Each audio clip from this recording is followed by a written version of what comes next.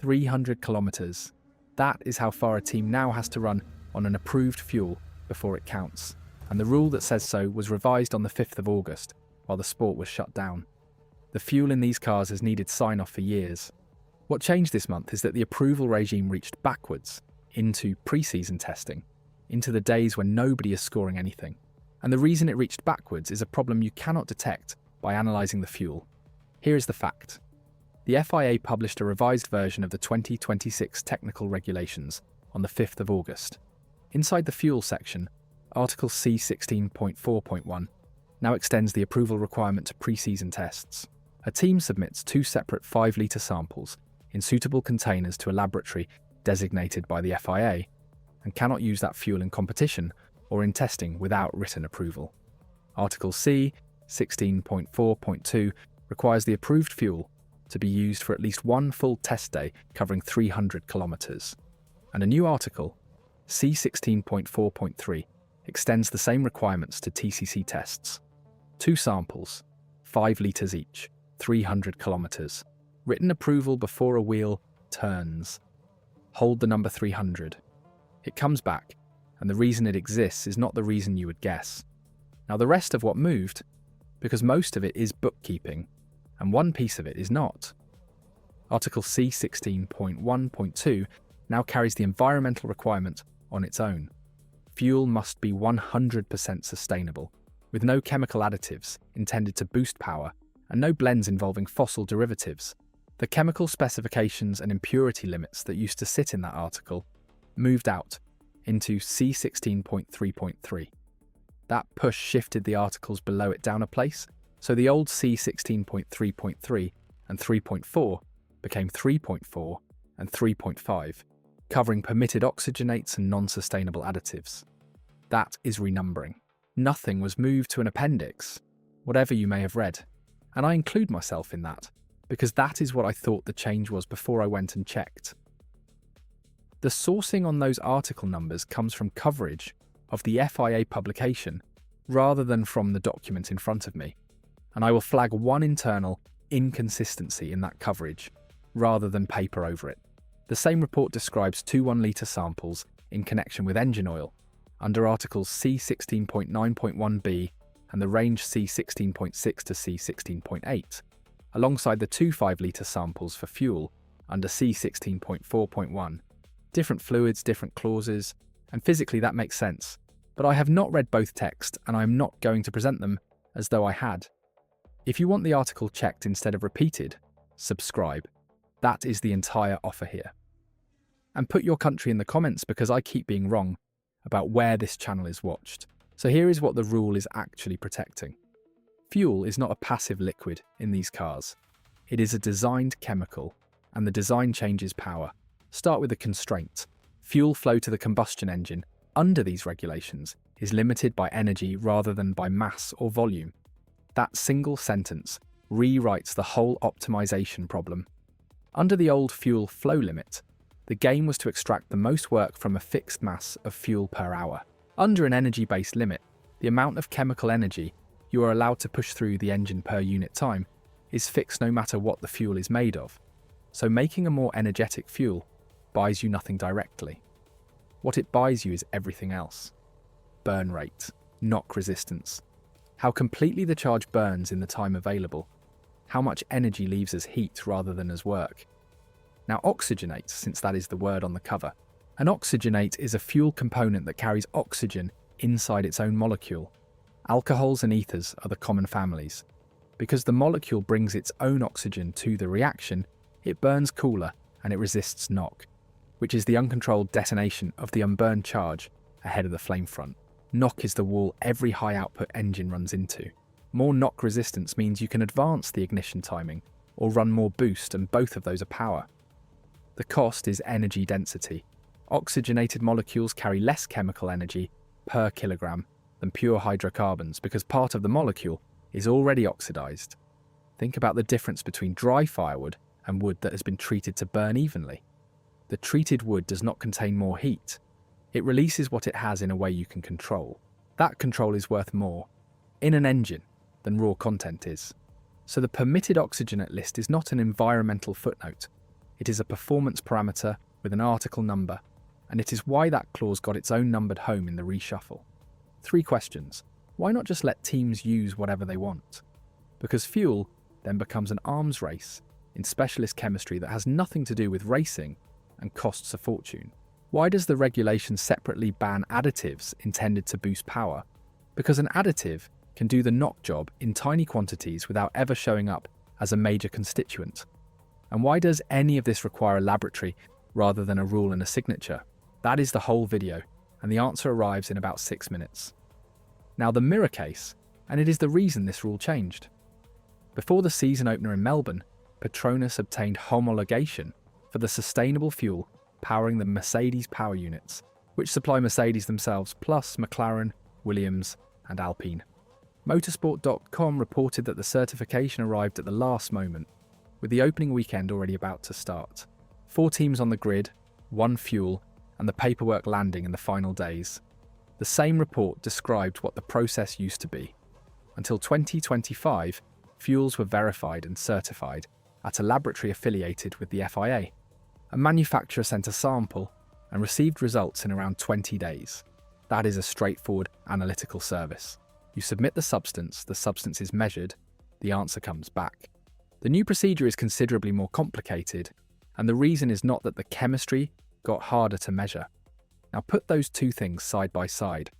A 4-team fuel supplier scraping in against the deadline in March, and in August the approval requirement being extended backwards into pre-season testing, with a 300-kilometre running requirement attached.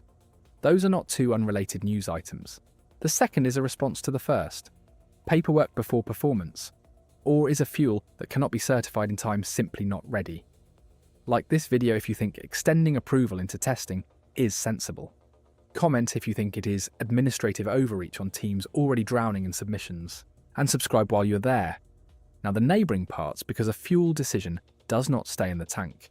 Change the oxygenate content, and you change the density of the fuel, which changes the mass of a full tank for the same energy, which is mass the car carries for most of a race distance. Change the burn characteristics and you change exhaust gas temperature, which changes what the turbine sees and what the cooling system has to reject. Change the knock margin, and you change the calibration of the whole engine, which is the map, which is a control system that has to be validated across every operating point. And then there is the material question, which is the one people forget.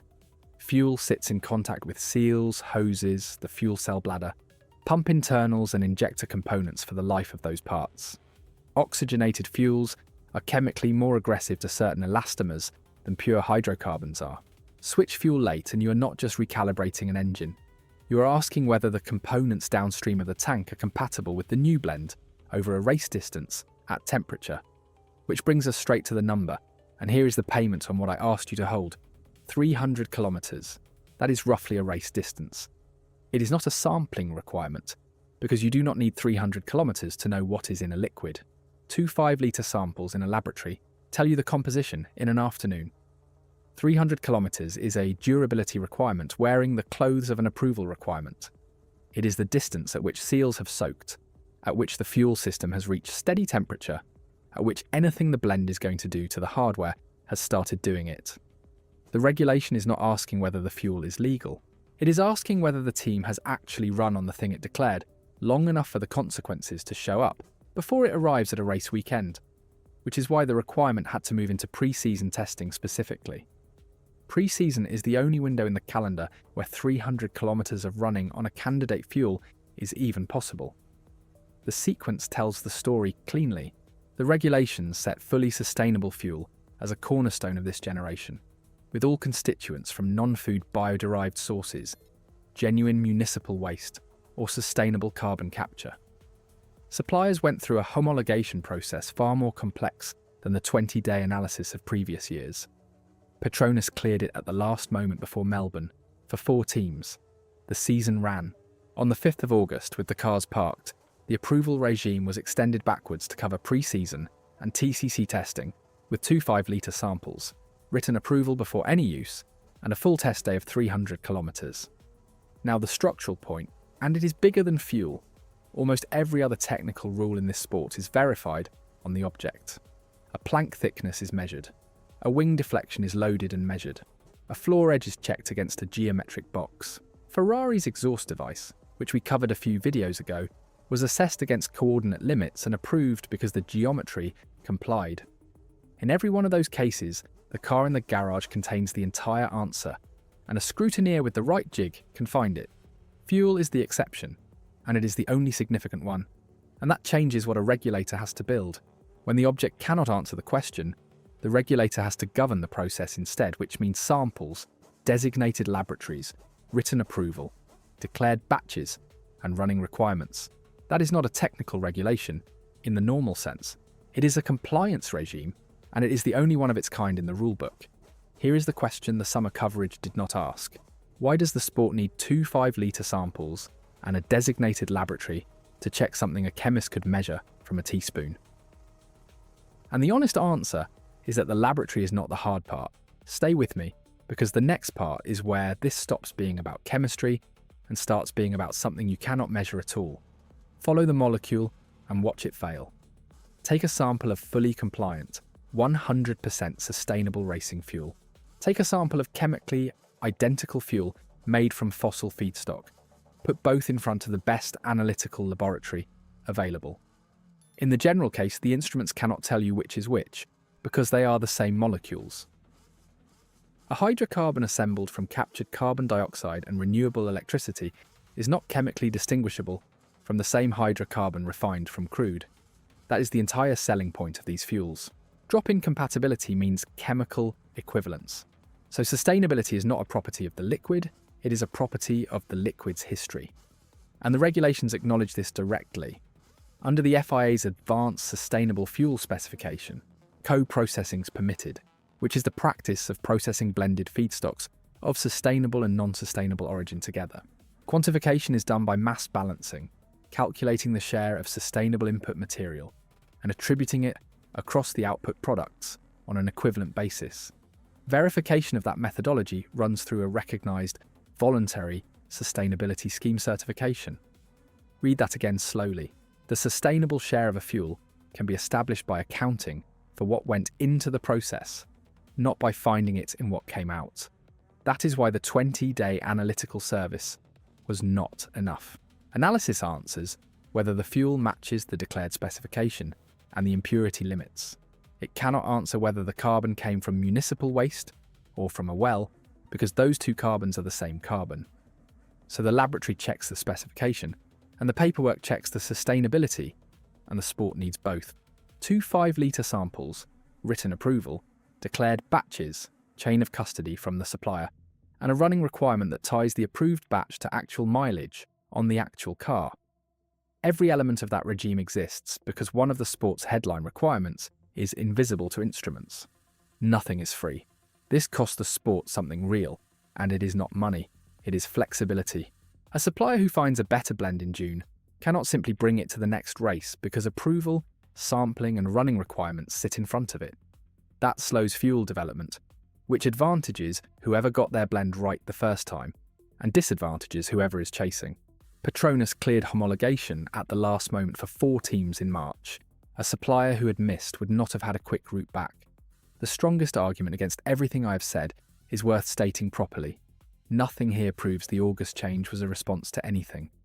Regulations get tidied at every publication, article numbers move constantly, and extending an existing approval requirement to cover testing is exactly the sort of housekeeping that happens when a first season under new rules exposes a gap nobody thought about.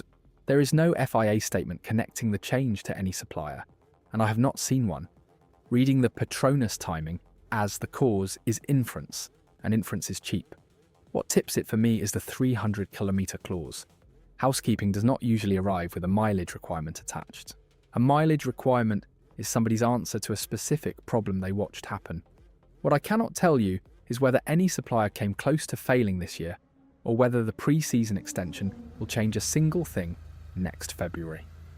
That would need the World Motorsport Council record, and I have not seen it, so here is where it lands. 2 5-litre samples to an FIA-designated laboratory, written approval before the fuel is used in competition or in testing, and at least 1 full test day covering 300 kilometres. Non-compliant fuel means disqualification from the event, which is the same penalty a car gets for failing any other measurement. The difference is that every other measurement is taken off the car, and this one cannot be, because the thing the regulation cares about most is not present in the liquid. The 300 kilometers is the sport admitting that it cannot check the fuel by looking at the fuel, so it checks the running instead. Analysis or accounting? Which one should decide whether a fuel is legal? Like the video for the laboratory, comment for the certification chain, and name me the supplier you think struggles most with this next February, because I want it on record before pre-season.